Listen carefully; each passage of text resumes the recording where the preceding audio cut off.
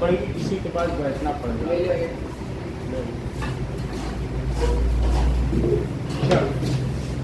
What is democracy, why democracy?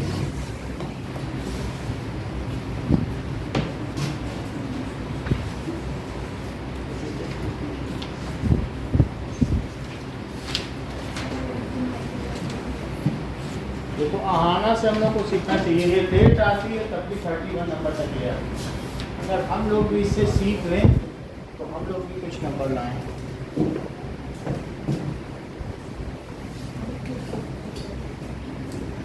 चलो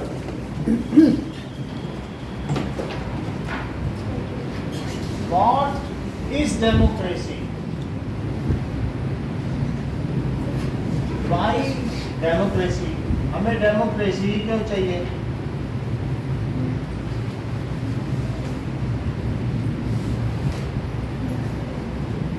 admit करो ना, जरा देखो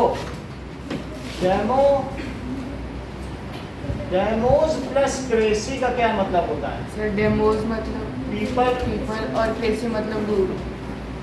तो दैट इज पीपल्स रूल। तो डेमोज एक ग्रीक वर्ड है। अब जरा देखो, बात नहीं करो। दैट इज ऑटोक्रेसी, मतलब किसी का शासन, बिना नियम का शासन। ऑटो का मतलब सेल्फ रूल। कोई एक आदमी बैठा है हाईएस्ट पोस्ट पर, वो जो मर्जी वो शासन चला रहा बिना रूल के। जैसे किम जोन उन की तरह, वो आज बोले लाल कपड़ा पहनने वाले को मार दो, कल नीले वाले को मार दो, परसों काले वाले को, वो ऐसे करवाता है। इससे लोग उसे साहब क्या हुक्म है, कहेगा लाल को मारो आज। तो मोनार्की है, सेल्फ रूल। बात समझाई? ऑटोक्रेसी का मतलब है that is ruling without any law, rule without law, rule without बेलगाम शासन। और अगर मोनार्की तो मोनोआर्की, एक का शासन। मोनार्की का क्या मतलब है? एक का शासन। Monarchy that is rule of king. Mono का मतलब सिंगल, बट अंडर रूल। एक का शासन हो, जैसे राजा शासन करता है तो उसको कुछ नियम होते हैं कि नहीं, जो पहले से चले आते हैं, तो दैट इज किंग। डेमोक्रेसी का मतलब है डेमोस और प्लस क्रेसी। तो क्रेसी का क्या मतलब है? Sir rule. रूल। तो डेमोस यानी पीपल, और क्रेसी का क्या मतलब है? रूल। तो दैट इज किंग्स रूल को क्या कहेंगे? ये मोनोआर्की। अगर तुम्हारे घर में पिता का शासन चलेगा तो कहेंगे पैट्रियार्की, माँ का शासन चलेगा तो मैट्रियार्की, भाई का शासन चलेगा तो फ्रेट्रियार्की। बहन का कभी शासन नहीं चलता इसलिए कोई नाम नहीं दिया। तो पैट्रियार्की, मैट्रियार्की, और तीसरा क्या है? फ्रेट्रियार्की, पिता का शासन, और माता का शासन, और तीसरा भाई का शासन। कहने का मतलब है पिता अपने मन मर्जी से बाजार गए और अगर एलजी का टीवी ले आए तो पिता का शासन, और माँ ने कहा नहीं सोनी का ही आना चाहिए तो माँ का शासन, सोनी का ही आना। और भाई और कोई और टीवी कह दे कि सैमसंग का आना चाहिए तो भाई का शासन। और बहन कहती रही पापा गुलाबी टीवी लाना, पापा लाए, भाई बहन की चली। समझ आई बात कि नहीं? अगर मान लीजिए एरिस्टोक्रेसी का,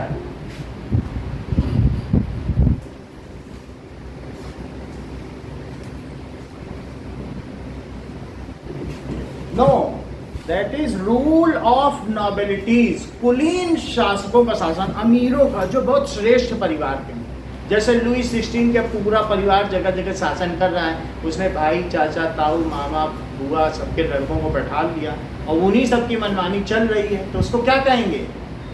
that is called aristocracy.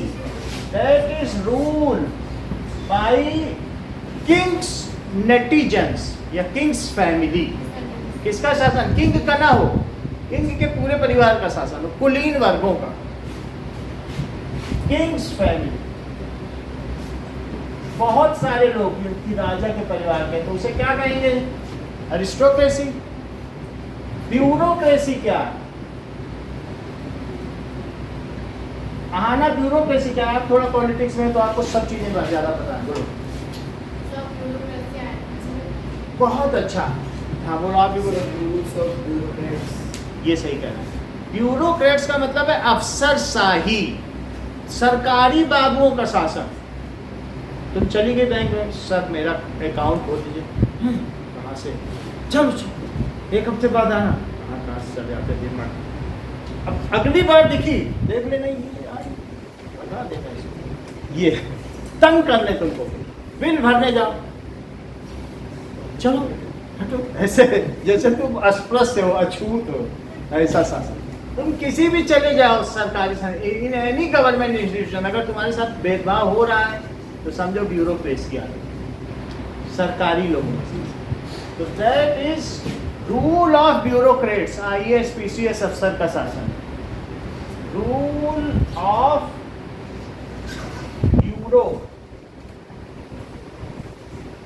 Bureaucrats. अभी थोड़ा 10-20% हो जाए, फोन लगाया है चार पे, थोड़ा सुन के करो, अभी मैं यही पूरा दिखा दूंगा, ठीक है? थोड़ा चार थोड़ा और थोड़ा 5 मिनट रुको। ब्यूरोक्रेसी का क्या मतलब है? कि नौकर, सरकारी बाबुओं का शासन। किसका बोलो? सरकारी बाबू का शासन। इतनी बात समझ आ गई? That is the rule of bureaucracy. That is the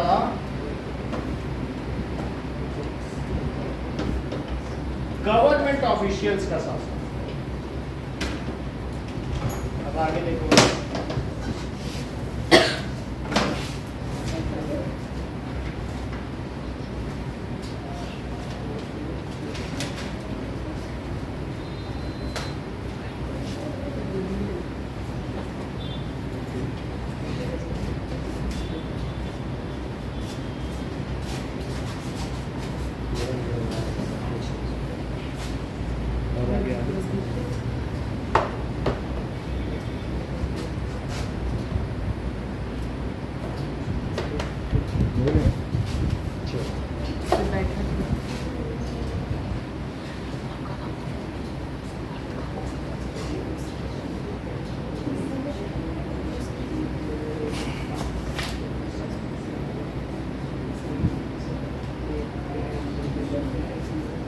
aristocrat का मतलब ही अमीर होता है। अमीर, कुलीन वर्ग का, जो बहुत श्रेष्ठ लोग होंगे।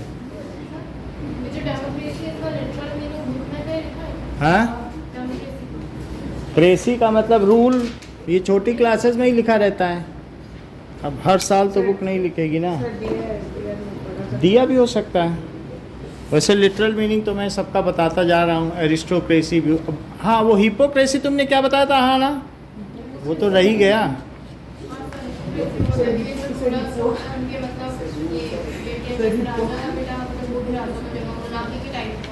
बहुत अच्छा, नौटंकी बाजों का शासन, बहुत बड़ी बात इन्होंने बोली।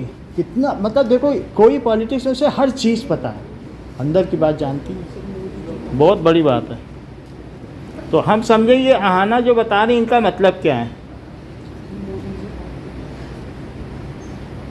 ये ओके, नाउ ये इतना अच्छा कैसे बता रही? क्योंकि इसका शुरू से ही SST में इंटरेस्ट रहा है, इसीलिए हर चीज़ जान गई। हम भी इंटरेस्ट ले, हम भी जान जाएं। चलो ओके, नाउ अब देखो, अब क्लियर आ रहा है वीडियो? अब थोड़ा क्लियर है? Am I audible? ज्वाइन सारे। Now am I audible? रुको, आवाज़ आ रही है? अदिति आवाज़ आ रही? सही है, चलो अभी ठीक है ना। तो ब्यूरोक्रेसी देखो बहुत बड़ी बात बताई आना ने। हिपोक्रेसी जैसे ऐसे हरे राम हरे राम, कल उसका गला काटेंगे हरे राम उसकी गाय चुराएंगे भेड़ से हरे राम हरे राम हरे राम, ऐसे। इसका मतलब है पाखंडियों का शासन। दिखने में कुछ और करें, बाहर से कुछ और लगे, करें कुछ और। उनकी कथनी करनी में डिफरेंस, उसे क्या कहते हैं? हिपोक्रेट। तो पाखंडियों का शासन। बोलो क्या रोटेट कर? रोटेट नहीं रोटेट है, सब तो रोटेटेड है। अच्छा ठीक है, कर देते हैं रोटेट में। रोटेट करने का पूरा पूरा करना। ओके नाउ अब देखो, चलो। सो डेमोक्रेसी यानी पीपल्स रूल। ओके इधर ध्यान दो। Democracy is a form of government. तो आपको कौन सा इसमें से फॉर्म अच्छा लग रहा है? बताओ, लोगों का शासन अच्छा लग रहा है कि हिपोक्रेट के अंडर में रहना चाहते हो? ये अरिस्टोक्रेट के या ऑटोक्रेट के, किसके अंडर में रहना तुम्हें सही लग रहा है? डेमोक्रेट। चल ओके नाउ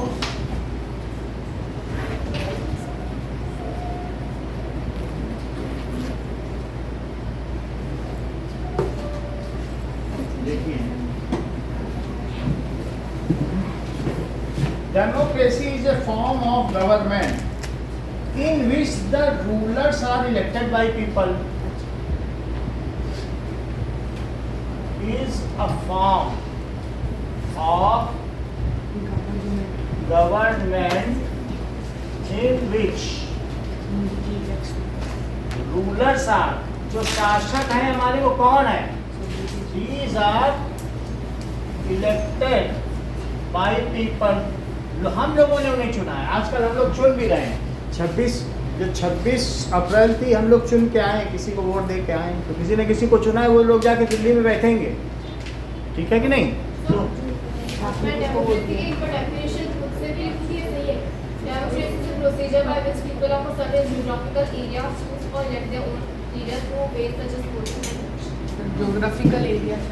ज्योग्राफिकल एरिया कहीं किसी टेरेन के, किसी रीजन या किसी कंस्टिट्यूएंसी के लोग चुने, अभी हम सब दिखाएंगे अभी ये सारी बातें।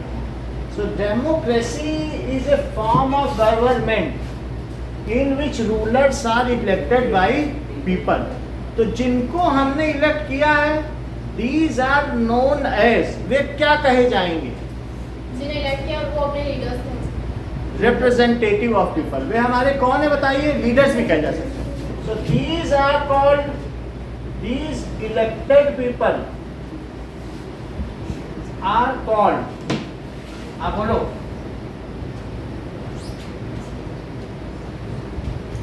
बताएंगे। These elected people are called representative of people. उन्हें क्या कहेंगे? रिप्रेजेंटेटिव्स ऑफ पीपल और लीडर्स ऑफ पीपल, या उन्हें क्या कहेंगे?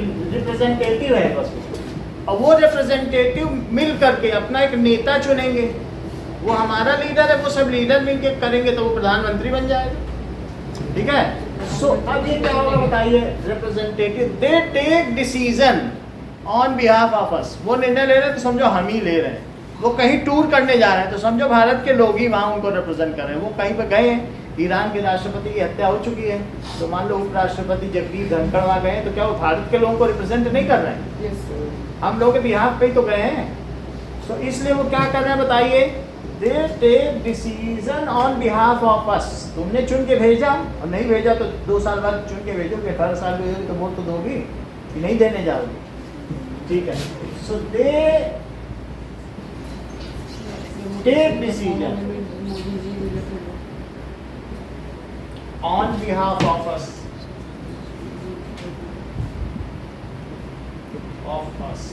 Democracy is a form of government. It is a rule which is for the people, by the people and of the people. Democracy is a kind of rule. ये एक ऐसे तरह का rule है which is for the people, by the people and of the people.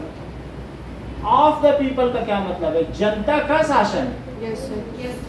जनता ही शासन कर रही है, मोदी नहीं कर रहे हैं। कौन कर रहा है? जनता का शासन। और जो शासन किया जा रहा है वो क्या जनता के लिए? Yes sir. के लिए। तो जनता के लिए शासन।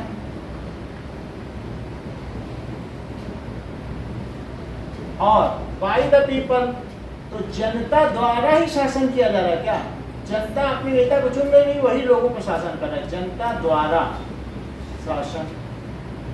तो लीडर्स को अलग नहीं मानना चाहिए, जो लीडर्स है वो सब कुछ है। एक बार हम इन पॉइंट्स को और डिस्कस करते हैं। देखो कि ध्यान दो किस तरीके के शासन होते हैं। तो कुछ होते हैं कंजर्वेटिव। कंजर्वेटिव का मतलब क्या होता है? रूढ़िवादी। Those do not want to change any change in society. वो बोलेंगे नहीं नहीं, राजा को मत बदलो, राजा हमारा भगवान है, हमारे राणा प्रताप अमर रहे हैं। ये कंजर्वेटिव बदलना ही नहीं चाहते। अगर लुई 16 का शासन है, वो चाहेंगे ही नहीं डेमोक्रेसी है। बोले राजा को कैसे बदल दोगे, भगवान का ही तो दूत है। पोप ने बोला था, क्या बोला था बताओ? तो conservative do not want any change in society in whatever pattern और मैनर ए रूल इज और country is run, they want to run like this. उसे क्या कर नहीं, एक तरह से ऑर्थोडॉक्स भी कहते हैं। ऑर्थोडॉक्स ही है। रूढ़िवादी का क्या मतलब है? सो ऑर्थोडॉक्स तो पुरानी सोच है। ऑर्थोडॉक्स है ridicule, ridiculous. So they do not want any change in society, a pattern of ruling. ये लोग कैसा रूल चाहते हैं? They want kingdom, not democracy. ये हमेशा क्या प्रिफर करते हैं? लेकिन अब चूंकि कहीं किंगडम रहा नहीं, तो आजकल के जो कंजर्वेटिव है वो चाहेंगे जैसे चल रहा वैसे चले। कंजर्वेटिव का मतलब जो चीज़ जैसे चल रही वैसे चले। पहले के जो कंजर्वेटिव, हमारी हिस्ट्री में जब कंजर्वेटिव वर्ड आएगा तो समझना किंग कर लो, सही। तो दे प्रिफर, वो क्या प्रिफर करेंगे? Kings rule. आदित्य अभी क्लियर दिख रहा है बोर्ड? बोलो। तो लिबरल्स क्या होते हैं बताओ? उदारवादी। एक रूढ़िवादी और दूसरा क्या है? उदारवादी। उदारवादी। जैसे हम लोगों के बीच में मान लीजिए हर्षिता कंजर्वेटिव है, बोलेंगे हम तो राजा का शासन चाहते हैं। जब वो मुकुट लगा के हाथी पे निकलता है तो मजा आ जाता है, कहेंगे हमें तो राजा ही अच्छा लगता है। रानी परकोटे में 7 घेरे वाली फ्रॉक पहन के निकलती है तो मजा ही आ जाता है। लेकिन रिया कहेंगी no no, we are liberals, उदारवादी हैं, हमको बहुत सारे राइट्स दे दो, फिर कंट्री रहे ना रहे हम चाइना को भी मान लेंगे। जो लिबरल्स है ना वो देश की सीमाओं को भी नहीं मानते। उनको कह दो चाइना के वफादार बन जाएंगे, हमको बहुत सारे राइट देना। लिबरल्स डू नॉट ओबे, ठीक है, या respect any territory of any country. वो किसी, वो समझो मार्क्सिस्ट है। मार्क्सिस्ट एक लिबरल थे, उन्होंने कहा जनता को सबसे ज़्यादा आज़ादी चाहिए, फिर राज्य की सीमाएं रहें या ना रहें। कार्ल मार्क्स थे एक जर्मन के बहुत बड़े फिलोसफर, उन्होंने क्या कहा? जनता को सबसे ज़्यादा आज़ादी दो। तो लिबरल्स बड़े खतरनाक हैं। देश में जितने लिबरल्स हैं समझो वो एंटी नेशनलिस्ट हैं। समझ में आ गई बात कि नहीं? ऐसे है नहीं, मैं एक एक ऐसे नाम ले रहा हूँ क्या कि ये इनको समझते हो तुम कंजर्वेटिव, समझ आई बात कि नहीं? तो लिबरल कौन होते हैं बताओ? उदारवादी। They are only worried about their rights, they have not to take.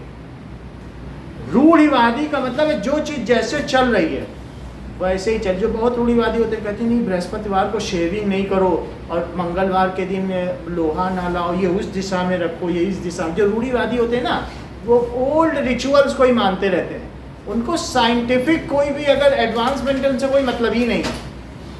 They do not want society to get adopted to new scientific manner. उनको क्या कहेंगे, रेडिक्यूल है, बहुत पुरानी सोच वाले। तो जो क्या पुरानी सोच वाले हैं वो राजाओं के शासन को नहीं मानेंगे, वो तो राजा को बोलेंगे ये भगवान का भेजा हुआ दूत है, जैसे पोप ने बोल दिया यही दूत है, उसके लिए उसको मिलेगा टिथेस, 1 टन उसको टैक्स मिलेगा ना। तो कंजर्वेटिव उन्हीं को मानेंगे कि नहीं। जबकि लिबरल्स क्या कहते हैं, they are worried about their own rights, they do not obey और रिस्पेक्ट एनी टेरिटरी। भारत के जितने भी लिबरल्स हैं वो चाइना को मानते हैं। इन्हीं को लेफ्टिस्ट भी कहते हैं। जब भी डिबेट होगा तो जो लेफ्ट में बैठेगा या इस तरफ बैठेगा, टीवी के सामने खड़े जो इधर बैठेगा वो एंटी नेशनलिस्ट है, और जो इधर बैठेगा वो राइटिस्ट है, वो नेशनलिस्ट है। जो देश के लिए जान दे दे उसको कहेंगे दक्षिणपंथी, और जो देश के खिलाफ ही चलता रहे, अगर चाइना उनको पैसा दे रहा है, MOU साइन कराए थे राहुल गांधी जा करके, हाँ कितना दे रहे, बोला हम तुमको $100 करोड़ देंगे, तुम हमारे नियमों पे चलो, हम जैसा बोले हाँ बिल्कुल करेंगे, क्या कब करना है बताओ, पैसा भिजवा देना हमारे यहाँ। ऐसे होते हैं, उनको पैसा चाहिए बस। हमारी लिबरल हमारी जमीन जायदाद बढ़ती रहे, देश से कोई लेना देना, वो बेच भी नहीं को देश का जो थोरियम बम्बई में निकला था बहुत कीमती होता है न्यूक्लियर, वो ₹2 किलो बेच दिया वहाँ चाइना। तो इस तरीके से लिबरल क्या होता है बताइए, they want their own rights, they want their own rights and they do not, वे क्या रिस्पेक्ट करेंगे टेरिटरी का, एनी टेरिटरी। तीसरे होते सोशलिस्ट। सोशलिस्ट क्या होते हैं, जो समाज में बदलाव चाहिए। ये बहुत अच्छा बोले, अगर अर्पित के पास बंगला है, सब इसका बंगला लेके सब में बांट दो, सब में एक घर, ये बहुत बड़ी बात बोली। सोशलिस्ट का मतलब है अमीरों की सारी संपत्ति लेके गरीबों में बराबर बराबर बांट। रशिया में सोशलिज्म है। रशिया में जो लेनिन आए ना, तो लेनिन ने कहा चाहे इंजीनियर हो और चाहे किसान हो चाहे मजदूर हो, सबको एक एक रोटी मिलेगी।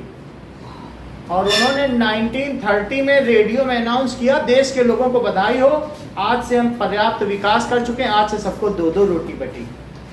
रेडियो पे अनाउंस। तो ऐसी वहाँ स्थिति हो गई, इंजीनियर ने सोचा कि जब हमको 2 ही रोटी मिलनी है तो हम क्यों पढ़ाई करें।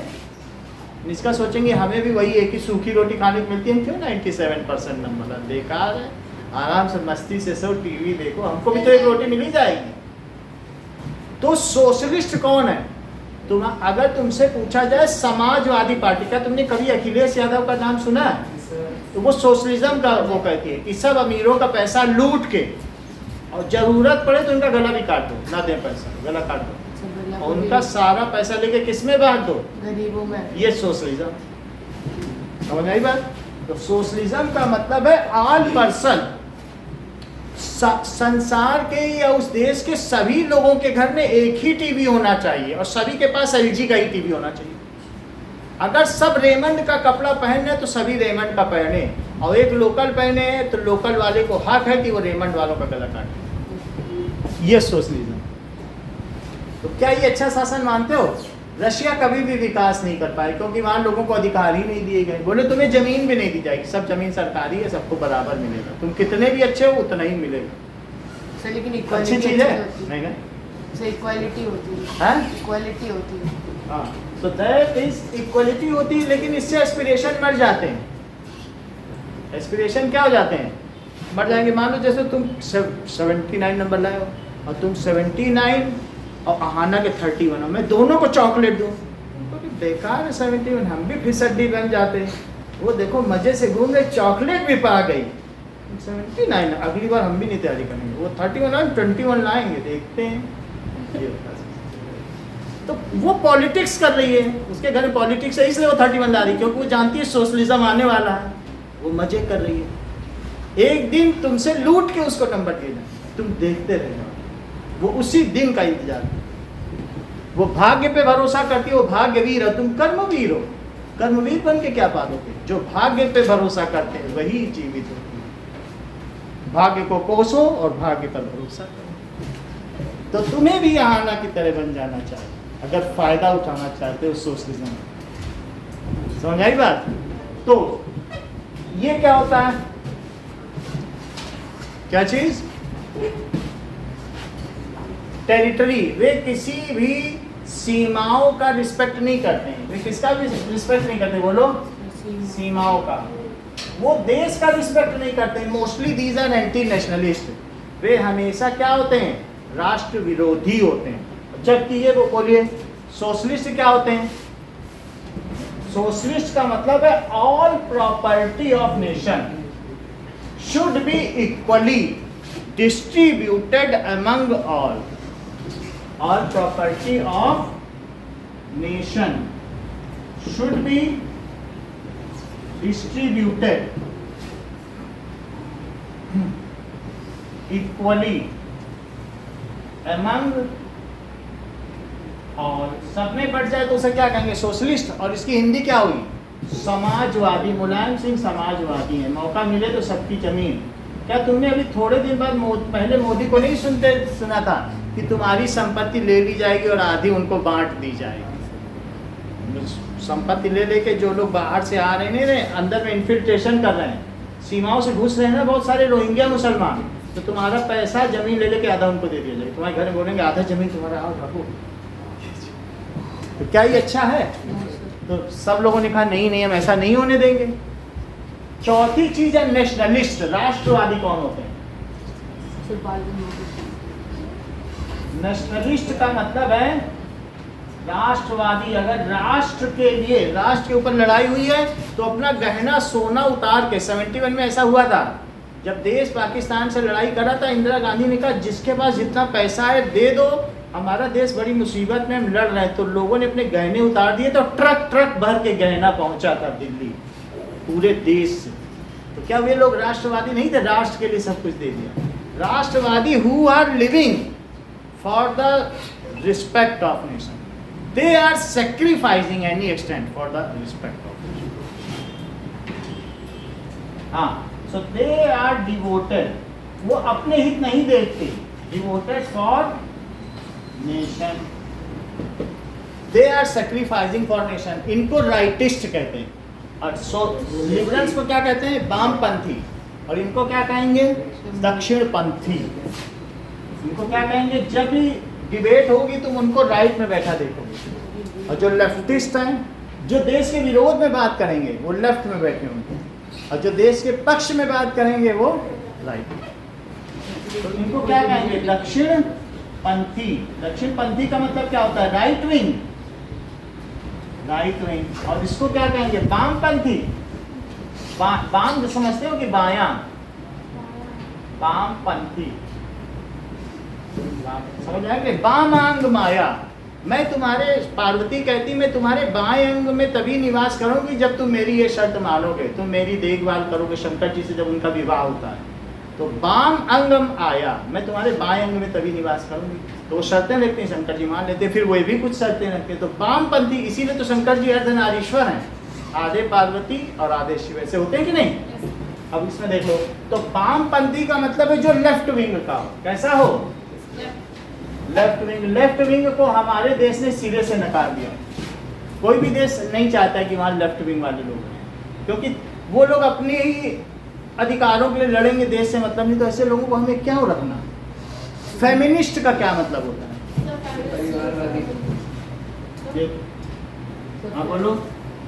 फेमिनिस्ट यानी जो बिलीव करते कि औरतों को भी मतलब सेम राइट मिलना चाहिए, यानी औरतें सुपीरियर, इन्हें सेम राइट मिलना चाहिए जैसे आदमियों को मिले, जैसे आदमियों को मिले। जो कहें कि औरतों को, they are advocating the equal rights for female, they are advocating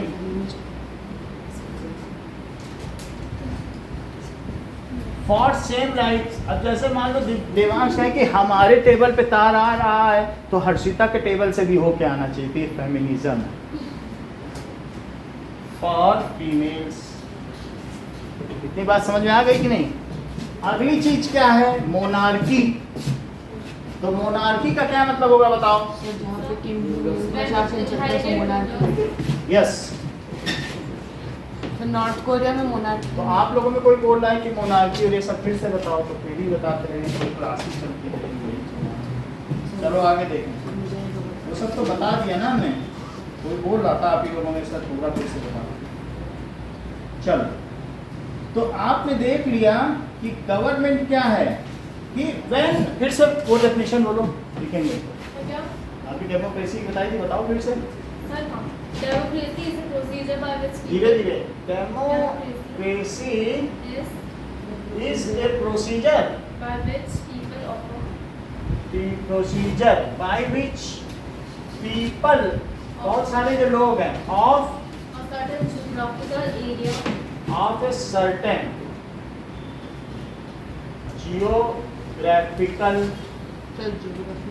geographical area, किसी जगह के लोग, जैसे भारत एक geographical area है कि नहीं, तो वहाँ के लोग क्या करें बोलो? choose or elect their own leader choose करेंगे तो इलेक्ट ही करेंगे, और elect their own leader through ways such as voting and elections. To their own leader. आगे बोलो। Through ways such as voting and elections. Own leader through voting. तो democracy एक ऐसा प्रोसीजर है कि कहीं किसी ज्योग्राफिकल, किसी भौगोलिक क्षेत्र के लोग वोटिंग के द्वारा अपने लीडर का चुनाव करें, उसको क्या कहेंगे? Democracy. And agreed upon that whatever this leader will do we are agreeing on it. समझ में आ गई बात कि नहीं? If all people above certain age have right to vote, then it is known as universal adult franchisee. Caste, creed, सब irrespective of caste, creed, gender, सभी औरतों को, पुरुषों को 18 वर्ष की उम्र, कहीं 21 साल भी है, लेकिन यदि सबको वोटिंग राइट है तो उस चीज को क्या कहेंगे? That is universal adult franchisee. बोलो पूछो। ये किसी ज्योग्राफिकल एरिया, जैसे भारत एक ज्योग्राफिकल एरिया है, पॉलिटिकल मैप में तो ज्योग्राफिकल रीजन होते हैं, तो वहाँ के लोग अगर मिल करके अपने लीडर का चुनाव कर लें and are governed by that leader, whatever decision that person takes they agreed upon it, तो उस चीज को क्या कहेंगे? डेमोक्रेसी। सो अब ये देखिए, यूनिवर्सल चूज देयर, चूज और elect a certain geographical area, ठीक है, a certain geography। तो यूनिवर्सल एडल्ट फ्रेंचाइजी क्या होता है? In which any person above certain age to have the rights to. ठीक है।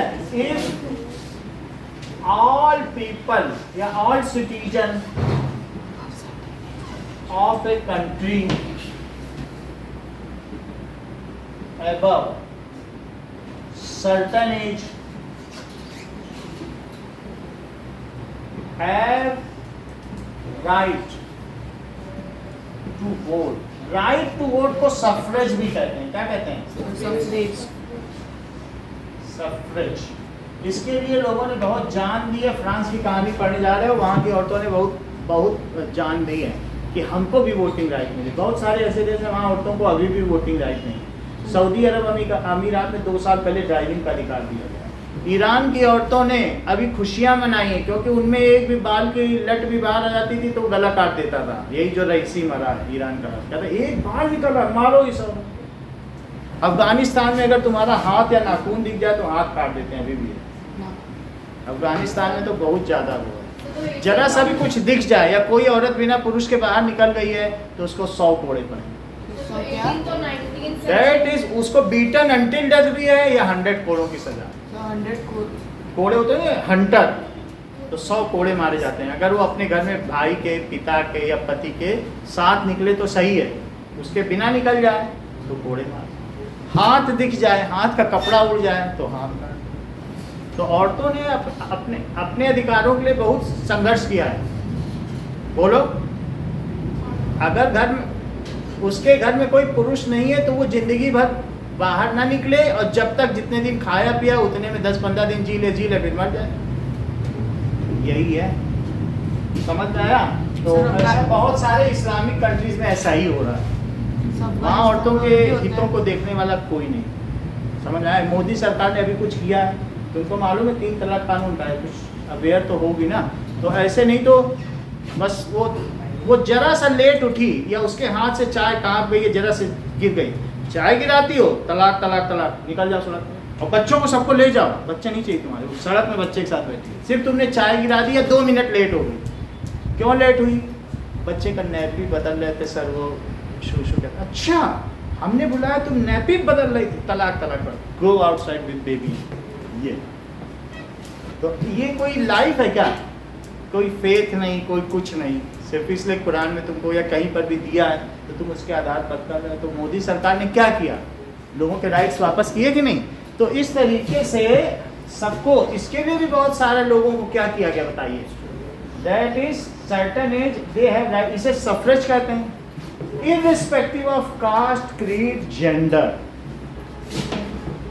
इररिस्पेक्टिव उनकी जाति क्या है,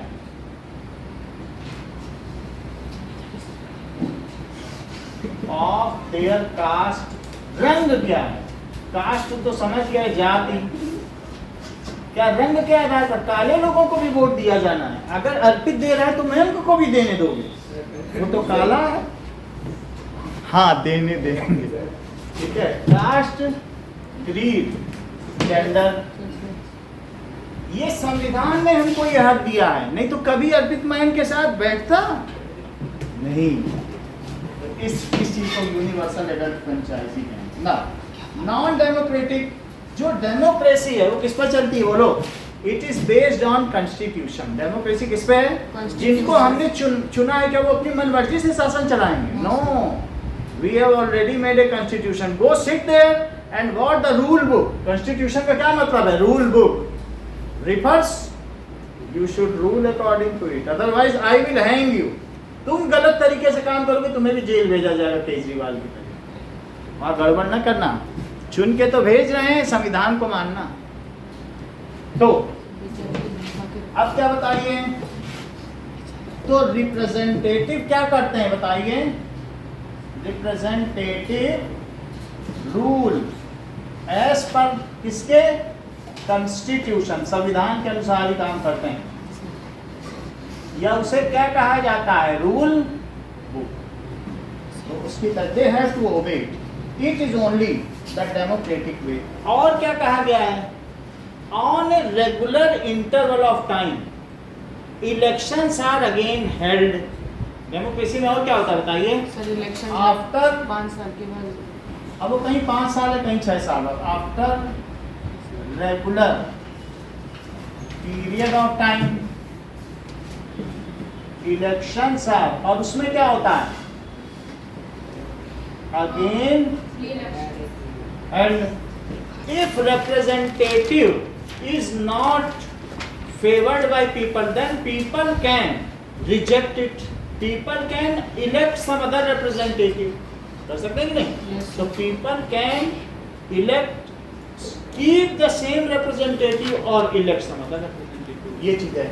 and there is no pressure, money power और कोई गेम खेला जाता है during elections. Election should be free and fair. Election कैसे होना चाहिए? अगर in a good democracy elections कैसे होने चाहिए? Free and fair. In good democracy elections are free and fair. छोटे छोटे देशों में, फिजी में जो वहाँ शासक था वो 34 साल से शासन कर रहा है, सारी जनता हटाना चाहती है वो हमेशा। जिम्बाब्वे में भी यही चीज़ है। तो वहाँ क्या कर रहे हैं, वो सारा जो काउंटिंग है वो सब उन्हीं के अंडर में है, अपने मन से जो भी काउंटिंग करा लेते हैं। मैक्सिको में भी है, फिजी में भी है। तो अब हम यहाँ पर देखेंगे कि वहाँ जानू PF नाम की संस्था है या सरकार है, वो चला रही है अपने मन से। सब PR है।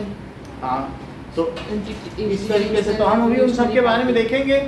इसमें क्या होता है कि अभी हमारे यहाँ जो इलेक्शन चल रहा है वो प्रधानमंत्री पद के लिए चल रहा है। सारे हम लोग पूरी दुनिया की 800 करोड़ पॉपुलेशन में हम लोग 140 करोड़ हैं, और इतनी बड़ी पॉपुलेशन, ये वर्ल्ड की है, ये हमारी है। हम इतनी बड़ी पॉपुलेशन हो के इतना फ्री एंड फेयर इलेक्शन कैसे करा लेते हैं, इसके लिए सारी दुनिया के रिप्रेजेंटेटिव और पीएचडी होल्डर यहाँ स्टडी करने आए हुए हैं। इस समय सब दिल्ली में रुके हुए हैं, वो देख रहे हैं कि यहाँ के लोग कैसे करा लेते हैं। इतनी ज़्यादा संख्या है, हम 10 करोड़ और 2 करोड़ में फ्री एंड फेयर नहीं कर पाते हैं, वहाँ माल फंक्शन कर देते हैं। यहाँ ये सब कैसे हो रहा है इतने बड़े स्तर पर? वो यहाँ स्टडी कर रहे हैं, इस पर थेसिस लिखेंगे और उनकी पीएचडी हो जाएगी। कितने लोग पीएचडी कर चुके हैं? तो it is a very tough task which is under the responsibility of election commission. भारतीय चुनाव आयोग इस काम को बखूबी निभाता है and it has full power to conduct election. वो प्रधानमंत्री तक की नहीं मानता। मायावती ने जो बड़े बड़े हाथी लखनऊ में अम्बेडकर पार्क में बनवाए थे, उसने सब ढकवा दिए कपड़ों से, बोला इसको ये सब ढको, चुनाव में तुम्हारे चुनाव चिन्ह नजर नहीं आना चाहिए। ऐसा भी होता। तो इंडिया में फ्री एंड फेयर इलेक्शन अगर ना हुआ होता तो क्या प्रधानमंत्री बदल दिए जाते? तब तो एक ही आदमी बना रहता, इंदिरा गांधी बनी रहते। कैसे बदल दिए जाते हैं? क्योंकि यहाँ इलेक्शन फ्री एंड फेयर होते हैं ना। अब जरा देखिए, are free and fair in good democracy elections कैसे होते हैं? देखो, अगर किसी देश में वोटिंग अगेन हेल्ड, अब इलेक्शंस कैसे हेल्ड किए जाते हैं बताओ? अगेन, फिर से किए जाते हैं, कंडक्ट किए जाते हैं। अच्छा एक बात बताओ कि चाइना में पीपल्स रिपब्लिक ऑफ चाइना है, वहाँ की पार्टी का क्या नाम है? सब पीपल्स रिपब्लिक ऑफ चाइना तो है। इसमें लिखा है। सुनिए, वहाँ पर इलेक्शंस होते हैं तो क्या वो डेमोक्रेटिक है? नो सर, जब वहाँ इलेक्शंस होते हैं तो वो क्यों नहीं डेमोक्रेटिक? सर वो फ्री एंड फेयर इलेक्शंस होते हैं। फ्री एंड फेयर एक ही पार्टी है वहाँ पर। जब वो कोई ऑप्शन नहीं, शी जिनपिंग कहेगा कि हम खड़े हैं, हमको चुन लो, या हमारे बगल में अमित शाह खड़े हैं, जैसे मोदी का हमें और अमित शाह में चुनो, तो लोग तो कंफ्यूज जाएंगे, सभी तो बीजेपी वाले, किसको चुने? हम तो बीजेपी हटाना। वहाँ दूसरी पार्टी ही नहीं बना सकते। तो जिस देश में दो पार्टी नहीं है, दो कॉन्सेप्ट नहीं हो, एक ही पार्टी के मेंबर को चुनोगे तो क्या फायदा? ये इसको चुनो, सब तो एक ही चीज मान रहे हैं। So if the elections are not free and fair और people do not have option to elect, उनके पास राइट चॉइसेस ना हो, then such kind of elections are non democratic. If peoples are, जो पीपल है, पीपल आर नॉट हैविंग तो वहाँ पे कोई पार्टी बनती भी है तो उनका सफिशिएंट ऑप्शंस, अलाउंस चाहिए होता है। अगर उनके पास, पीपल के पास सफिशिएंट ऑप्शंस नहीं है, या फिर क्या बताइए, वन पार्टी रूल हो, तो भी कोई वो नहीं ना। वन पार्टी रूल, यह रशिया की तरह। रशिया में पुतिन जीत गए, उन्होंने कहा सुनो जनता वालों, अब हम जब तक मरेंगे नहीं तब तक प्रधानमंत्री रहेंगे, हमने संविधान बदल दिया, ठीक है? वो सच में हुआ है क्या? हाँ, पुतिन ने यही कर दिया, बोला हमारे मरने तक हम ही हैं। ये बेईमानी है, ये कोई मतलब? पहले तो ये सोशलिज्म था, उसके ऊपर पुतिन ने और एक गड़बड़ कर दिया। पुतिन ने बोल दिया हाँ, रशिया, पूरी रशिया में इंजीनियर और भिखारी एक एक रोटी दोनों को मिलेगी, ठीक है ना? इंजीनियर ठीक है, भिखारी खाएगा तो हमको भी एक आध मिल जाएगा, ये चीज। तो फिर वो इंजीनियर अच्छे पुल बनाएगा क्या? तुम उसको कुछ दोगे नहीं तो वो तो कहेगा भिखारी लेटा लेटा खाना, पूरे दिन क्यों काम कर, है बात की नहीं? तो पहले सोशलिज्म था और डेमोक्रेसी भी खत्म हो गई। तो people are not having sufficient option. और रशिया इतना खराब है, वहाँ पहले जार का शासन था, तो जार क्या करता था, एक पेड़ लगा दिया, उस पेड़ को ये सूखेगा तो ये जो 200 लोग इसकी गार्डिंग करें, सबकी गले काट दिए जाएंगे, पेड़ सूखना नहीं चाहिए, बेचारे ऐसे देख सूख न जाए। और उनके ऊपर जापान जैसे छोटा देश हमने नहीं दिखाया था, हमला किया तो उन्होंने कहा आइए आइए हमारे जार को मारिए। सारे सिपाही, रेड आर्मी पूरी खड़ी हो गई उनके सम्मान में, जापानीज ने उनके जाकर के जार को मारा, खूब मारा, और फिर उन रशियन आर्मी को भी वो गन्ने की मशीन में पेर के मारा, इधर से डालते तो पेपर में निकालते थे। और जापानी लोग और उनकी जितनी औरतें थी वाइफ, उनको ब्रॉथल में डाल दिया, वेश्या घर में औरतों को, मतलब वो जगह होती जहाँ औरतें बेची जाती हैं, ट्रैफिकिंग। तो फिर उसके बाद क्या हुआ, उसी जापान पर चाइना में भी यही हाल किया। जापानी आर्मी दुनिया की सबसे गंदी आर्मी है, तुम अगर इसके बारे में नेट पे पढ़ोगे। अमेरिका ने हिरोशिमा और नागासाकी पे बम गिराए, 1-1 लाख दोनों मरे, और उसने बोला जापानीज को तुम सबसे गंदे लोग हो, और अगर आज से 45 अगर आज से तुमने आर्मी रखी ना, तुम्हारी रक्षा हम करेंगे, आर्मी न रखना। तब से 45 से लेके आज तक 2024 तक जापान की आर्मी ही नहीं। जापान की आर्मी नहीं। अब जब जापान को आर्मी ही नहीं रखनी थी, उसने अपना सारा फोकस इकोनॉमी में रखा, फोकस, और आज दुनिया का टॉप मोस्ट इकोनॉमिक कंट्री बन गया। सबसे ज्यादा पैसा तो 35% तो हमारी बजट आर्मी में ही जाता है, और जिसको आर्मी ही ना रखनी पड़े तो वो लोग तरक्की नहीं कर जाए। हाँ बोलो प्रद्युम्न।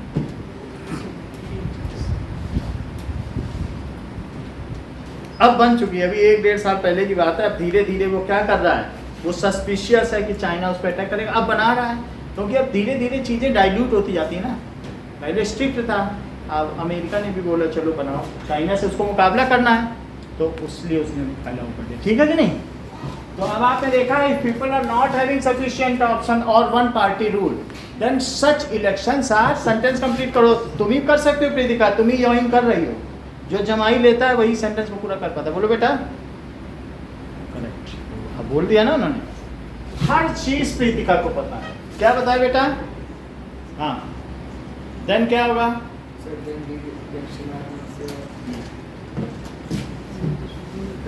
Then such. तुम अभी तो सब सुन लेती हो और प्रीतिका नहीं सुन पाती है, क्या बात है? देन सच रूल कैसा कहा जाएगा? Is non democratic.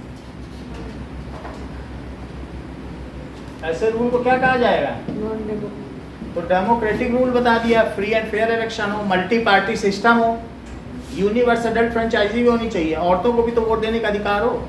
नहीं तो औरतें नहीं देंगी तो क्या मोदी उनके रिप्रेजेंटेटिव होंगे?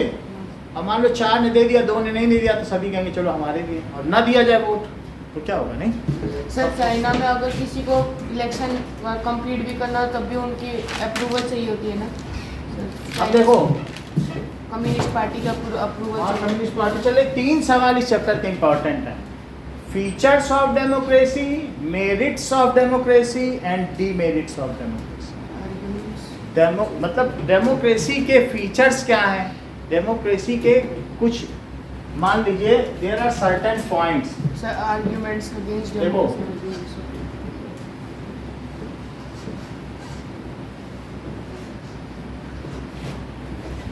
What are the features of democracy? लिखो, एक न लगाओ। हाँ बोलो, अर्जुन ने बोले।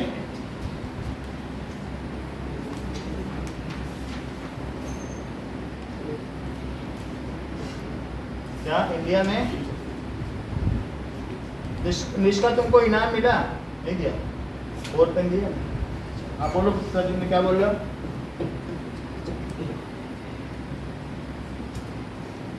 वोट ना करे तो ना करे, घर में बैठा रहे। वोटिंग करनी चाहिए सबको, ना करे तो ना करे।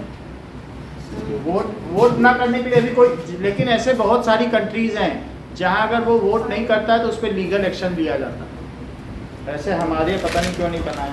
वोट नहीं देने जाएगा ना जो, उसके घर में पुलिस पहुंच जाएगी, तो क्यों नहीं देंगे? तुम फोन कर सकते हो, तुम्हें अगर तुम ठीक ठाक हो या बीमार हो तो तुम्हारे घर एम्बुलेंस लेने आएगी, तुम्हें वोटिंग के लिए ले जाएगी। लेकिन अगर तुम सिर्फ बैठे रहेगा सिंपली, तो तुम्हारे खिलाफ 2 साल की सजा है।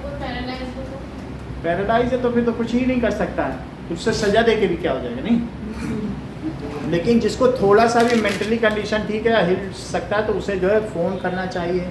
और वोटिंग ना करना वहाँ पर जो है ये क्रिमिनल ऑफेंस। कौन सी कंट्री है? अभी देख लेंगे, नेट में अभी सर्च कर लेंगे। लेकिन देयर आर सेवरल कंट्रीज जहाँ वोटिंग कंपलसरी है। ठीक है ना? अब देखो फीचर्स ऑफ डेमोक्रेसी क्या है। डेमोक्रेसी के क्या क्या गुण हैं rulers are elected by people. पहली चीज क्या होनी चाहिए?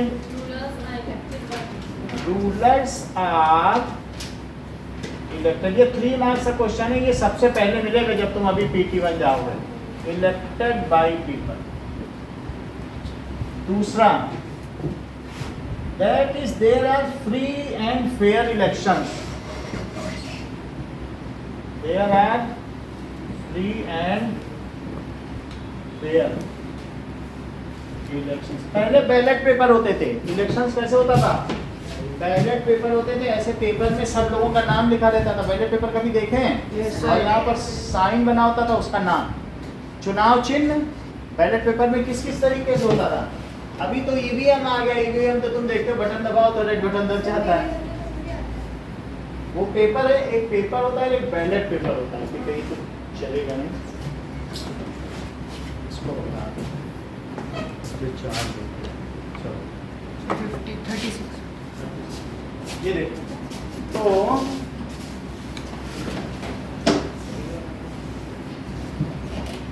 बैलेट पेपर कैसा दिखता होगा जरा देखो।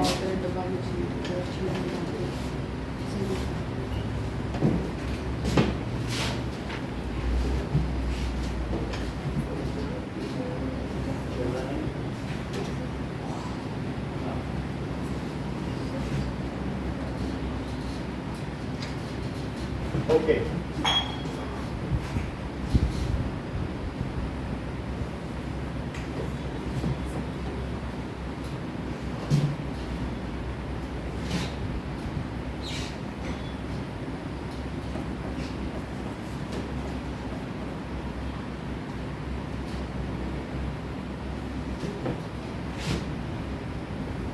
let us see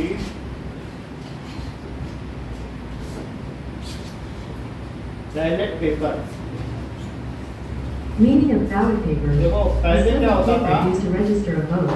कि इस तरीके से बैलेट पेपर होता था, उसमें नाम रहते थे, अलग अलग नाम है कि किसको तुम्हें वोट देना। तो उसमें जो भी वोट देगा,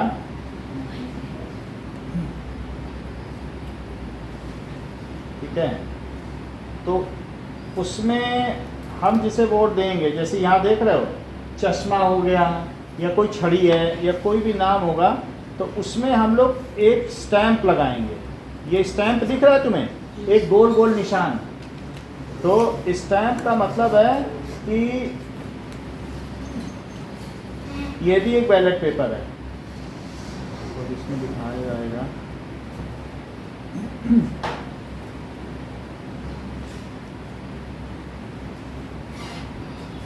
तो जितने लोग भी हैं कि अलग अलग पार्टी के, तो उसमें इस तरीके से उनके चित्र आ जाएंगे कि कौन कौन लोग। एक पेपर है, तो पेपर में सबके नाम है। उस जैसे तुम्हारा स्टैंप होता है ना, एक राउंड स्टैंप होगा, उसमें इंक लगी रहेगी, उस पर जिस पे तुम्हें उस पर ठप्पा मार दो।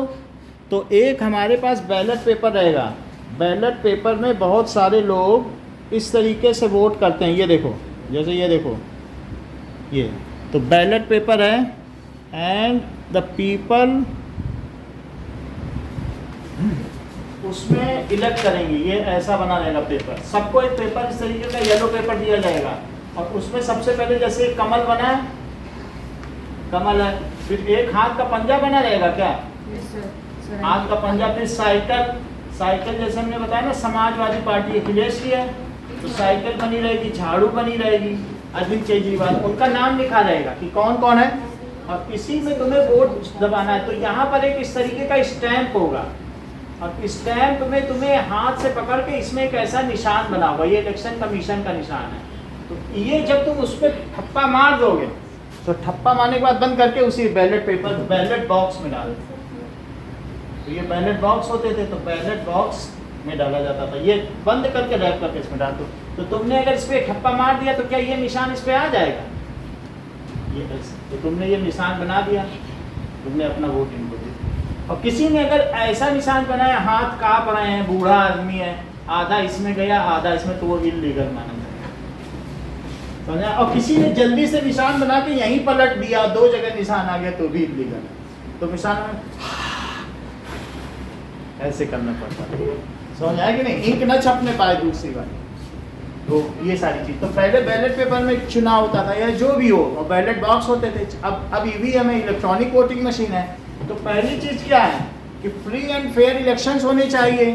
दूसरी चीज़ क्या है, rulers are elected by people, and इसके अलावा people should have a fair opportunity to change the existing ruler. जब तुम चुनाव में जाओ तो तुम्हारे पास ये ताकत हो कि जो अभी है उसको हटा दें। अगर लोगों के पास ये ताकत ना हो कि मोदी को हटा सकें तो बोलो यहाँ के चुनाव का कोई मतलब है? हाँ सही। लोग कहें कि नहीं हटा तो नहीं सकते हैं, पता नहीं कब तक रहेगा, मर जाए तो अच्छा, ऐसे सोचें कुछ ऐसा लोग ना। तो फिर ये कोई बताओ डेमोक्रेसी का मतलब हुआ कि हम सोचें कि ये जाए तो कोई और आए? ऐसे नहीं होता। We should have the power, वो हमारा रूलर है, हमने बैठाया है, हम हटाएं। So people should have power to remove the existing ruler during election. सही है मानसी कि नहीं? हाँ बोलो। समझ में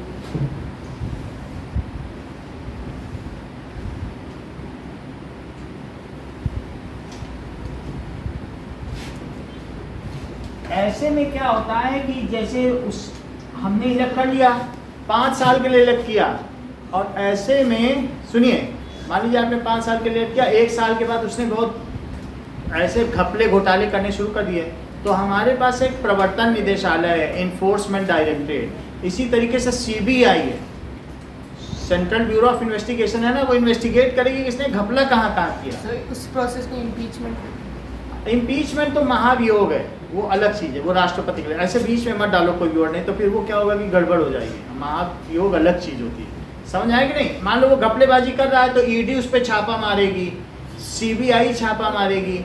और ऐसे में भी अगर मान लीजिए जो उसकी पार्टी के सदस्य क्या उससे हटने लगेंगे, क्योंकि अगली बार जब 5 साल बाद लोगों के पास जाएंगे तो लोग उन्हें स्वीकार नहीं करेंगे, तो वो विरोधी पार्टी में जाके मिल जाएंगे। तो विरोधी पार्टी अविश्वास प्रस्ताव लाती है कि we do not believe on this government, जिसके पास मेजॉरिटी नहीं है।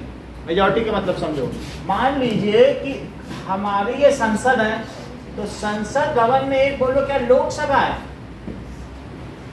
और दूसरी क्या है राज्यसभा। दूसरी क्या है राज्यसभा। लोकसभा, अभी जो इलेक्शन चल रहे हैं ये लोअर हाउस या लोकसभा के इलेक्शन। लोकसभा को क्या कहते हैं? Lower house. लोअर हाउस का मतलब समझते हो? 1 सिटी 1 MP। पूरे जोधपुर का एक MP वहां जाकर बैठेगा, और वो वहां क्या बोलेगा? सर जोधपुर के लिए भी 1-2 ट्रेन चला दो सर। बैठो बैठो सर, एक जहाज भी चला दो। बैठो सर, वहाँ नदी बना के एक स्टीमर चला दे। बैठ जाओ चुपचाप। ये होता है जो जोधपुर की बात करेगा। तो वहाँ पर समझ आई बात कि नहीं? कोई और है, वो इंदौर की बात कर रहा है, कोई कानपुर की, कोई दिल्ली की, ऐसे होता है। तो सब सिटी का एक एक है। तो टोटल भारत में टोटल 543 सिटी हैं। तो वहाँ जो बैठने वाले मेंबर है वो कौन बैठेंगे बोलो? कितने बताइए? 543। इसे लोअर हाउस कहते हैं। और ये राज्यसभा है। It is the conference of allied people. यह कुलीन वर्गों का शासन है। जो देश के बहुत बड़े बड़े नेता होंगे, ज्ञानी विज्ञानी, वो वहां बैठे। Rekha, Sachin Tendulkar, that is very prominent people of India. उनको कहीं चुनाव नहीं लड़ना पड़ता है। वहाँ पर हर राज्य के यूपी से 20 चुन के गए, MP से 20 चुन के गए, वो बैठेंगे। उसको अपर हाउस कहते हैं। अभी हम अपर हाउस की बात नहीं करें। इसका लीडर प्रधानमंत्री होता है। इसका लीडर कौन होगा? प्रधानमंत्री। लीडर है PM। अच्छा बताओ, इसको 2 से डिवाइड करो। सर 543 को 2 से डिवाइड करो, कितना है बताओ? सर 271.5। 271 है तो टेक लगाए तो नहीं बताता कोई बात। एक हटा देंगे तो बता भी पाते हैं। मतलब ठीक सर है। इलेक्शन जीतने के लिए तो 272। 14 हो गया, 3 हो गया, 271 हो गया। तो जिसके पास 272 मेंबर्स होंगे, 271.5, तो एक के पास 272 होंगे और एक के पास क्या 271 होंगे। Yes sir. तो कौन जीता? जिसने इतनी सीट पा ली वो जीत जाएगा। अब मोदी जी क्यों कह रहे हैं अब की बार 400 पार? वास्तव में पिछले चुनाव में 320 सीट जीत चुके थे, इससे बहुत ऊपर। समझ आई बात कि नहीं? वैल्यू बता रहे यहाँ पर, ये बात समझ लीजिए कि कितनी सीट जीतनी चाहिए। इतनी सीट जीतनी चाहिए। और ये जो लोग वहाँ बैठे हैं लोकसभा में, ये हमारे लाखों करोड़ों रुपए के टैक्सेस को बताते हैं कहाँ कितना जाना चाहिए। तभी तो वो लाखों करोड़ों रुपए का घपला भी कर लेते हैं, क्योंकि सब उन्हीं के हाथ में है कि कहाँ कितना जाना चाहिए। वित्त मंत्री, कोयला मंत्री, ये सभी मिनिस्टर्स बनते हैं। तो इतनी होनी चाहिए। अभी जैसे इन्होंने बताया कि कोई 1 साल बाद ही घपला कर दे। अब मान लीजिए मोदी जी ने कितनी सीट जीत ली, 330 जीती थी, तो विपक्षी पार्टी कितनी बची बताओ? क्या 223 बची? मिला लो टोटल, यस सर। 543 हो गई। और धीरे धीरे मोदी वाले पार्टी या बीजेपी के पार्टी वाले कहें मोदी तो अच्छा काम नहीं कर रहा, सब घपले कर रहा है, तो यहाँ से 150 आदमी इसमें चले जाए। 213 हो गया। 213 213 हो गया, 213 है ना। अब मान लो 150 आदमी इसमें चले गए, तो क्या ये बहुमत में नहीं आ जाएगी? तो कहते हैं हम अविश्वास प्रस्ताव लाते, मोदी जी अब अल्पमत में आ गई है, दे do not have the majority, अभी मेजॉरिटी में है, तो वो फिर से वोटिंग होगी, मोदी हट जाएंगे। अब तुम्हें बात समझ में आ गई कि बीच में कैसे कोई चीफ मिनिस्टर या प्रधानमंत्री हटाया जा सकता है। उसमें कहा जाता है कि we do not have faith on this government, फिर से वोटिंग कराई जाए। तो वहाँ जो स्पीकर बैठा है, जो कंडक्ट करा रहा है, वो फिर से वोटिंग कराएगा। अगर रूलिंग पार्टी मेजॉरिटी में नहीं है तो हट जाएगी, दूसरी पार्टी आ जाएगी। बात समझ आ गई? तो कोई गलत काम करेगा तो सीबीआई और ईडी उसको बदनाम कर देगी कि भाई ये सब गलत कर रहे हैं, तो फिर लोग डर जाएंगे उसी के पार्टी के मेंबर, और वो उसमें कर देंगे। तो पहला हमने तुमको क्या बताया? हाँ बोलो। Sir speak. तो कोई बहुत बड़ी बात पूछी आदित्य ने, बोले अगर यहाँ 271 है, इसमें से एक मेंबर को खरीद ले। तो पहले ऐसा होता था कि ठीक है श्रेया 100 करोड़ ले लो, आ जाओ हमारी पार्टी में। इससे 100 करोड़ ठीक है दे दो, आ जाएंगे तुम्हारे द्वारा। इनको क्या है, बैठे बैठे 100 करोड़ मिल रहा है। लेकिन ऐसा जो है विधायकों के लिए एक संविधान में चेंज आ गया। बोला एक एक विधायक को हम कहाँ संभालते फिरेंगे, कोई बेच लेगा, खरीद लेगा, हम इतनी मेहनत से चुनाव लड़ रहे हैं, कोई एक दो इधर चले जाए तो बोलो सही है, नहीं ना।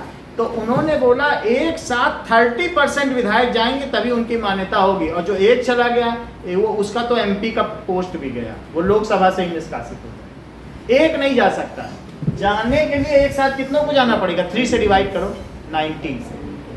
अगर 91 जाएंगे, किसी बीजेपी को छोड़ेंगे तभी मान्यता होगी। 1-2 जाएगा तो तब तो सब विधायक बिक ही जाएंगे, एक एक करके खिसकते चले जाने, अमीर करोड़पति अरबपति बनते चले जाने। तो बोलो सही माना जाएगा? तो कितने 90 को खरीदना किसी के बस की बात है? तो इसलिए अब ये एक रूल आ गया है, 1/3 अगर जाएंगे तो ही जा सकते हैं, और जाते समय उन्हें अपनी नई पार्टी बनानी होगी।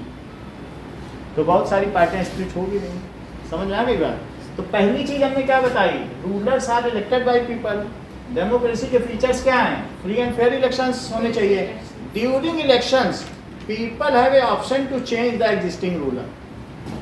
जो करंट रूलर है उसको चेंज करने का ऑप्शन भी लोगों के पास हो। सर अभी का स्पीकर ऑफ लोकसभा ओम बिरला ही है। हाँ, people have option to change ruler. और चौथा क्या है कि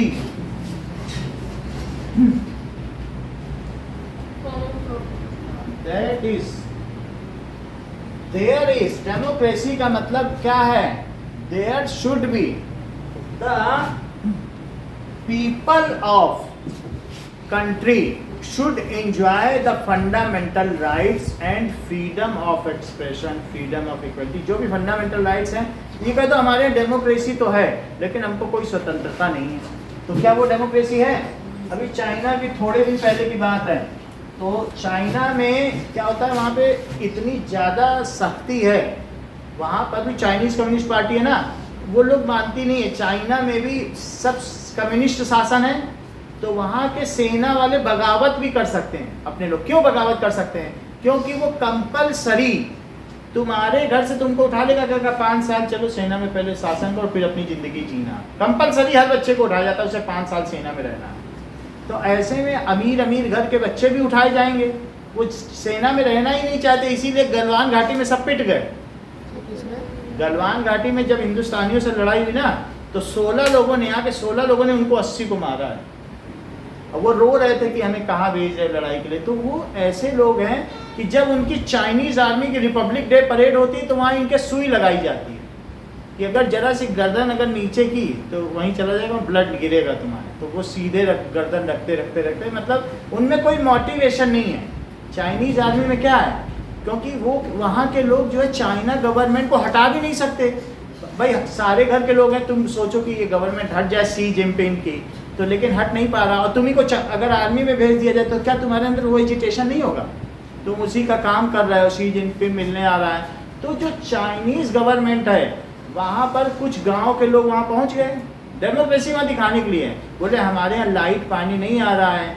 बोले तुम पूरे गाँव के लोग यहाँ आ गए हो, पूरे मत आओ, एक जन आओ बस रिपोर्ट करने, सारे मत आओ। तो वो लोग आ गए, 1-2 घंटे बैठे चले गए। तो वहाँ पर उन्होंने रात को 800 गांव के सब लोगों को मरवा दिया, बूढ़े बच्चे आदमी सबको मरवा दिया, सिर्फ इसलिए कि वो ग्रुप बना के आए। तो वहाँ पर म्यूटिनी अलाउड नहीं है। हमको एक वहाँ पर मिला था निजामुद्दीन में, बोला यहाँ तो हम आके 5 मिनट पहले प्लेटफॉर्म में बैठ सकते हैं, कितना अच्छा इंडिया है।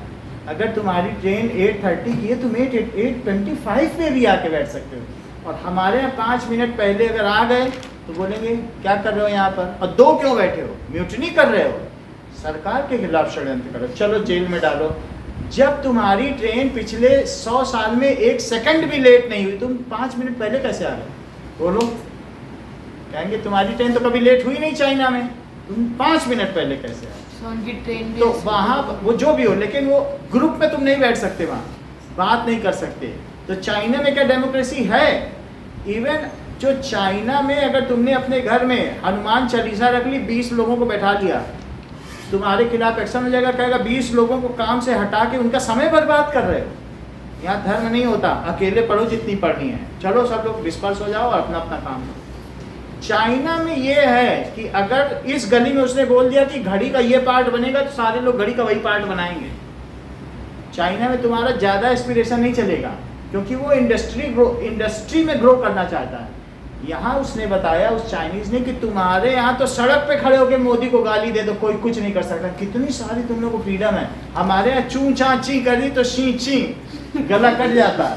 तो वहाँ पे बहुत गड़बड़ी है। तो वहाँ पर तुमको सिर्फ नाम की वोटिंग है, otherwise you do not have any right. वहाँ पर थोड़े दिन पहले क्या होता है, 16 हेलीकॉप्टर घूमा करते हैं, सिल्वर ब्रोमाइड गिराया जाता है बादल पे, बादल बरस जाते हैं। वो लोग आर्टिफिशियल रेनिंग कराते हैं। तो वहाँ पर बीजिंग में बादल गिरा, 800 लोग मर गए, कोई चूं चीं भी नहीं कर पाया। कोरोना के टाइम पे चाइना में जिसको जरा सा भी कोरोना का सिम्टम था उसको बैग में भर के जिप बंद कर दी गई, जला दिया गया, कोई कुछ बोल ही नहीं पाया। ऐसा 20,000 लोगों के साथ किया गया, जिंदा जला दिया। तो वो लोग वहाँ की डेमोक्रेसी इंजॉय करना चाहते हो कि भारत की? यहाँ तो चौराहे पे गाली दो, आज मोदी को, कल अमित शाह को, परसों केजरीवाल। वो बोल रहे हैं चाइनीज लोग, उसने बोला तुम गरीब जरूर हो हमसे, लेकिन तुम बहुत सुखी हो। सब सच में मिले, चाइनीज से मिलेंगे। हाँ, हजरत निजामुद्दीन में उसने, वो इलेक्ट्रॉनिक सिगरेट पी रहा था। उनके गैजेट ही अलग अलग होते हैं, सही है ना। दिल्ली में तो आते रहते हैं, तो हम थोड़ा बात कर रहे थे तो उसने ये बताया कि ऐसा हकीकत है। तो आप यहाँ पर क्या बताइए, आपको जो फ्रीडम ऑफ एक्सप्रेशन यहाँ दिए गए ना, फ्रीडम फंडामेंटल राइट्स बहुत बड़ी चीज़ है, ये बहुत देशों में नहीं मिल पाता। चाहे भले ही आप एक रोटी नमक के साथ खाते हो, लेकिन फ्रीडम बहुत बड़ी चीज़ है, जिसके लिए आज भी दुनिया के only 30% of the people of the world are truly democratic. 70% अभी भी किसके लिए कर रहे हैं बताइए? 70% अभी भी डेमोक्रेसी के लिए लड़ रहे हैं, और उस 30% में 20% तो इंडिया के ही। अगर उन 20% को हटा दो तो 10% और दुनिया के लोग हमारी तरह खुश नसीब हैं। तो 10% तो यूनाइटेड स्टेट्स हो गया, वहाँ पर भी 14 करोड़ ही हैं, और कई देश यूरोपियन के भी मिलाने पड़ेंगे तब जाके तुम्हारी वो 10%। इंडिया की पॉपुलेशन ही 20% है, नहीं? अच्छा देखो, during election people have option to change ruler. चौथी चीज क्या हो गई? डेमोक्रेसी में और क्या चीज है बताइए? Representative should rule under constitution, should ओबे rule of law. Rule of law या रूल बुक जानते हो क्या होता है? तो रिप्रेजेंटेटिव अपनी मनमर्जी से न शासन चलाएं, they should not rule as per their whim and fancy, जैसी मर्जी वैसे चला रहे हैं, विम एंड फैंसी नहीं चलेगी। तो रिप्रेजेंटेटिव क्या करें, should rule under rule book. Rule book किसे कहोगे, कॉन्स्टिट्यूशन। सही है, एंड ओबे रूल ऑफ लॉ। लॉ का ही नियम चलेगा, भगवान का नियम नहीं और किसी चीज का नहीं, कोई आपका दूसरा नियम नहीं चलेगा। पांचवी चीज दैट कौन सी तुमने बताई थी, people should enjoy there, people should enjoy there equal status. बहुत अच्छा, that is people should enjoy there fundamental rights. उसी के बारे में तो बात हो रही है, फंडामेंटल। अगर ये चीजें तुम्हारे यहाँ हैं तभी तुम सच्चे लोकतंत्र में हो, और नहीं तो झूठा लोकतंत्र है, बोलते रहो। वहाँ पर अब तुम माइनॉरिटी का देखा है, अगर पाकिस्तान में चले जाओ हिंदू का मंदिर लूट जाता है, कुछ नहीं होता है, कोई सुनने वाला तक नहीं। तो क्या ये है, वो तो मेजॉरिटेरियन रूल है, जो मेजॉरिटी में वही रूल कर रहे हैं। ऐसा श्रीलंका में हुआ, श्रीलंका में इक्वलिटी है ही नहीं, तो वहाँ पर क्या हुआ देखो कि श्रीलंका कब आज़ाद हुआ था, क्या 48 में हुआ था, तो 47 के बाद वहाँ भी आज़ादी मिल गई। तो ये देखो ये श्रीलंका है, तो श्रीलंका में 80% बुद्धिस्ट हैं, तो बुद्धिस्ट कंट्री, बुद्धिस्ट हैं, इन्हीं को सिंघली कहते हैं। क्या कहते हैं, सिंघली। और 20% तमिल है। सर मैंने सुना श्रीलंका में रावण की पूजा। इसी में कुछ 5% इंडिया से भी गए थे। तो अब जरा देखो, बुद्धिस्ट या सिंघली लोगों ने बोला कि सारे सरकारी संस्थानों पर बुद्धिस्ट ही रहेंगे, सिंघली को कोई नौकरी नहीं दी जाएगी, इनको तमिल को नौकरी नहीं देंगे, ये कम है, इनको नौकरी, इनकी भाषा भी नहीं बोली जाएगी। तमिल वालों से कहा कि तुम लोग अपनी लैंग्वेज छोड़ दो और बुद्धिस्ट को ही फॉलो करो, तुम यही भाषा अपनाओ, यही संस्कृति अपनाओ, और तुमको नौकरी भी नहीं देंगे, कोई नौकरी नहीं, जाओ अपनी खेती करो। तो धीरे धीरे ये 20% तमिल वहाँ टेररिस्ट बन गए, और उन्होंने LTTE बना लिया। क्या बना लिया, liberation of tiger Tamil Eelam. क्या बना लिया बताओ, liberation of tigers Tamil Eelam. मान लो अगर पापा तुमसे पूछ ले, मम्मी से पूछ ले, सबसे पूछ ले कि कौन सा टीवी आना चाहिए, और तुम्हारी बहन से ना पूछें, वो भी चाहती है गुलाबी रंग का टीवी आ जाए, उससे पूछा ना जाए, तो धीरे धीरे उसमें बगावत के स्वर आने लगेंगे। और क्या वो अपने ही घर में उग्रवादी नहीं बन जाएगी, एजिटेट करेगी कि नहीं? तो एक देश में अगर सभी के मतों को न लिया जाए, एक सेक्शन को बोल दिया जाए तुम्हें वोटिंग राइट्स भी नहीं, तुम्हें कोई राइट नहीं, तुम चुपचाप बैठो, तो ऐसे में उसमें मिलिटेंसी नहीं आ जाएगी। और सबसे पूछ लिए जाए फिर तुम क्या चाहते हो, तो कहें सर गुलाबी कार, गुलाबी बाइक, सब कुछ गुलाबी गुलाबी हो, हमारा रिस्पेक्ट किया जा रहा है, हर चीज़ इन्हें पिंक चाहिए, तो ऐसा होता है। तो इसलिए इनकी बात ही नहीं मानी गई। तो ऐसे चीज को क्या कहते हैं, इसको कहते हैं majoritarian government. So people of democracy should have fundamental rights and equality before law. सबसे बड़ी चीज क्या है बोलो, नॉट ओनली फंडामेंटल राइट्स, और क्या चाहते हैं तुम, समानता चाहती हो कि दूसरे लोगों पे श्रेष्ठ बनना चाहती हो? समानता। श्रेष्ठ बनना नहीं चाहती कि तुम पंडित के तरह श्रेष्ठ हो जाओ, 4 लोगों पे चाबुक चलाओ, कि मान लो दोनों हाथों में हंटर हो और लेके चलो खड़ाक खड़ाक मारा राजकुमारी की, तो नहीं चलना चाहिए, ना चलो। So they should have, people should enjoy equality before law। क्या होनी चाहिए, इक्वालिटी बिफोर लॉ। अगर ऐसा है तो ही कोई देश कैसा हो सकता है। और हमारे डेमोक्रेसी का और कॉन्स्टिट्यूशन का की feature equality before law. Otherwise हमारे यहाँ इतनी ज़्यादा डाइवर्सिटी है, 20 तरीके के तो रिलीजन है, इतनी तरीके के तो रंग पहनावे, कास्ट क्रीड, कास्ट कितनी तरीके की हैं, उन्हीं के बीच में कौन लड़ाई हो जाती है, देश टूट जाता है। लिंग्विस्टिक, भाषाएं कितने हैं, ठीक है, देखो कोस कोस पर भाषा बदले, 4 कोस पर पानी। हर एक कोस चलोगे 10 किलोमीटर तो भाषा बदल जाती है, और 4 कोस चलोगे 40 किलोमीटर तो पानी। ये तो ऐसा तो देश है। जरा जरा दूर चले जाओ, स्टेट बदल गया तो खान पान बदल गया, स्टाइल में चीज़ें अलग अलग है, नाम नहीं जानते। और यूरोपियंस कहते हैं कि पूरे यूरोप में हम घूम आए 20 देश में, वहाँ ब्रेड और बर्गर के सिवा कुछ है ही नहीं, या 10 किलोमीटर ट्रेन चल जाती, सब नया नया खाना। हम तो भारत घूमेंगे। उसने 3 बीवी बदल दी, चेकोस्लोवाकिया का था, श्रीनगर में मिला था।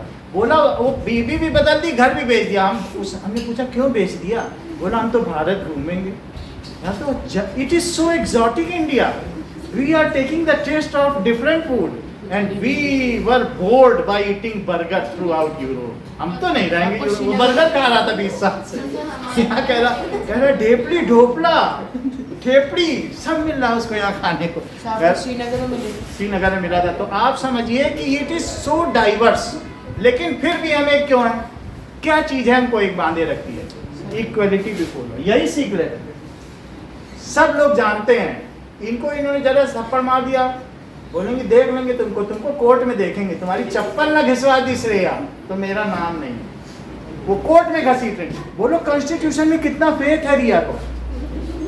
जब कोर्ट घसीट लिया, खुद नहीं मार रहे, कहीं कोर्ट में बुलाएं तो 20 साल से कोर्ट ही जा रही।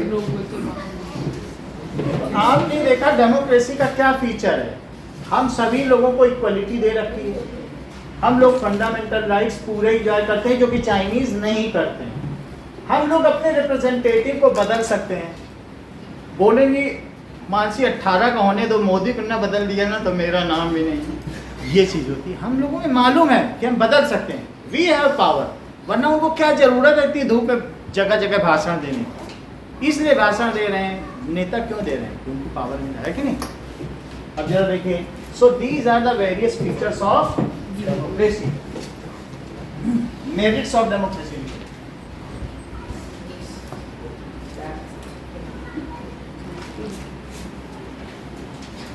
किसी के पास पुरानी अगर आंसर शीट है तो वो भी जमा करे, और जो आज दी गई वो भी जमा करेंगे। Now a democratic government is better government because it is accountable। जब मोदी फिर से जाएंगे या राहुल गांधी जाएंगे तो उन्हें लोगों को बताना पड़ेगा, भाई 5 साल में तुमने किया क्या? जहां तुम खड़े थे, जहां के एमपी थे, तुमने क्या किया? लोगों को बताओगे नहीं क्या? तो क्या ये जो गवर्नमेंट है रिप्रेजेंटेटिव, ये जवाबदेह है कि हमने क्या किया? वो एक पंपलेट बना के, चुनावी मैनिफेस्टो होता है, घोषणा पत्र, उसमें लिख लिख के देती है हमने ये किया, अब ये करेंगे। So democratic government is more accountable. उसे बताना पड़ता है, जवाबदारी है ना। तो और राजा किसी को अकाउंटेबल है? राजा kiसी को बताएगा हमने क्या किया? वो तो राजा है, वो उसको जरूरत ही नहीं किसी को बताने की। और democratic government is more accountable, more to people। पहली चीज। दूसरा, डेमो आंसरेबल, जवाबदेही, उसको जवाब देना पड़ता है। दूसरी चीज, democracy improves the quality of decision making. जब कोई भी चीज, डेमोक्रेसी में वहाँ पार्लियामेंट में बहुत डिस्कशन होते हैं, कोई एक नहीं कि कोई निर्णय ले ले, बीजेपी निर्णय ले ले। जब तुम कहते हो कि हमें ये रूल लाना है, फार्मर्स बिल लाना है, वह 3-3 दिन डिस्कशन होना है, भाई क्यों लाना है, हमारा जवाब दो। तुम जवाब नहीं दे पाए, तुम्हारी मेजोरिटी है तब भी नहीं ला पाओगे। लास्ट डे अमित शाह सबका खड़े होकर जवाब देते हैं, नहीं इस बिल में ये है, ये गलत नहीं है, इसमें ये जो भी पक्षी पार्टी चाहे 10 लोग हों, वो सवाल उठाएंगे और तुमको जवाब देना है, तभी बिल पास होगा, भले ही तुम 400 हो। ऐसे वैसे बिल नहीं ला सकते। तो बोलो क्या डिसीजन मेकिंग को एक परफेक्ट बनाता है? After a deep and long ये डिस्कशन बिल्स आर पास्ड। संविधान में ऐसे बदलाव नहीं हो सकता। वहाँ बैठे हैं वो संविधान में बदलाव करने के लिए बैठे हैं। तो जो डिसीजन मेकिंग प्रोसेस है उसी से तो हम गवर्न हैं। तो इसलिए बोलो ये कैसा है बताइए? इट इज, जो डिसीजंस होते हैं वो कैसे होते हैं? Democracy improves quality of decision making। फिर से देखो, quality of decision making तो उसने बोला, मोदी जी ने बोला भाई हमने 1 हफ्ते डिस्कशन किया है, अब ये फार्मर बिल जो किसान बिल है ना, उसमें 3 मांगे थी, ये पास हो गया है। 3 लोग होते हैं गवर्नमेंट में, कौन कौन होते हैं बताओ? एक होता है जो कानून बनाए, उसे क्या कहेंगे? विधायिका। और जो उसको क्या करेगा? कार्य एग्जीक्यूट करेगा। और तीसरा बोलो क्या है? न्याय पालिका। तो जो कानून बनाए उसे विधायक भी कह सकते हैं, समझ आए? और सबसे बड़ा कानून बनाने वाला कौन है बताओ? सबसे बड़ा कानून बनाने वाला क्या विधाता है? जो विधि ने तेरी कथा लिखी है, आंसू में कलम डुबोए, तेरा दर्द न जाने कोई, पिंजरे के पंछी रे तेरा। तो विधाता कौन है? सबसे बड़ा। और जो सारे विधि का क्या मतलब है बोलो? कानून। और सारे कानून को एक साथ मिला दो तो क्या संविधान है। और जो कानून बना दे वो विधायक। कानून बनाने वाला विधायक, जो कानून को डील करे उस भवन का नाम क्या है? बिल्डिंग, विधायिका। असेंबली, लेजिस्लेटिव असेंबली, विधानसभा। तो इस चीज को कहते हैं लेजिस्लेचर। लेजिस्लेटिव क्या करेगा? कानून बनाएगा। और एग्जीक्यूटिव क्या करेगा? एग्जीक्यूटिव जैसे पुलिस है, आईएएस अफसर, आईपीएस अफसर, ये सब है जो 60 साल नौकरी नहीं करते हैं। तो अगर इन्होंने फार्मर बिल बना दिया, वो कहेंगे रुको जरा, हम लोग भी काम कर रहे हैं, 2 महीना लगेगा, अब इसको ये बनाते हैं कानून और लागू किसे करना पड़ता है इनको। तो जब ये 2 महीने टाइम लिए लागू करने के लिए, तो 2 महीने में प्रोटेस्ट होने लगे दिल्ली में। तो उन 2 महीनों में वो बफर पीरियड था। मोदी जी को पता चल गया कि ये कानून लोगों के खिलाफ है, तो उन्होंने टीवी पे आके बोला हम इस कानून को वापस लेंगे। और अगर राजा का कानून होता और वो लागू हो गया होता तो क्या वो लोगों को नुकसान ना पहुंचाता? तो बोलो डेमोक्रेसी अच्छा प्रोसेस है कि नहीं? क्योंकि उसके 3 पिलर्स हैं। किसी भी चीज को पहले तो प्रोमलगेट बनाने में समय लगा, फिर लागू करने में भी ये समय लेंगे कि नहीं? कहेंगे हम तो 2 महीना लेंगे लागू करने में। तो उस 2 मंथ पीरियड में पीपल का रिएक्शन आ जाता है। तो बोलो ये प्रोसेस को इम्प्रूव नहीं कर रहा है क्या डिसीजन मेकिंग के? क्योंकि ये स्लो जरूर है लेकिन इट इज परफेक्ट। इसमें पीपल का रिएक्शन आ जाता है और वो लागू होने से पहले ही वापस हो गया। तो बोलो क्या ये डेमोक्रेसी की ब्यूटी नहीं है? और एक ही दिन में लागू हो जाता, और अगर गड़बड़ हो जाता, लोगों का रिएक्शन आ जाता, सड़कों पे हो जाता आंदोलन, तो जब तक लागू होने वाला था तब तक वापस भी हो गया। तो इससे दूसरी बात क्या पता चली? It improves the process of decision making. फिर इसके आगे कल और भी देखिए।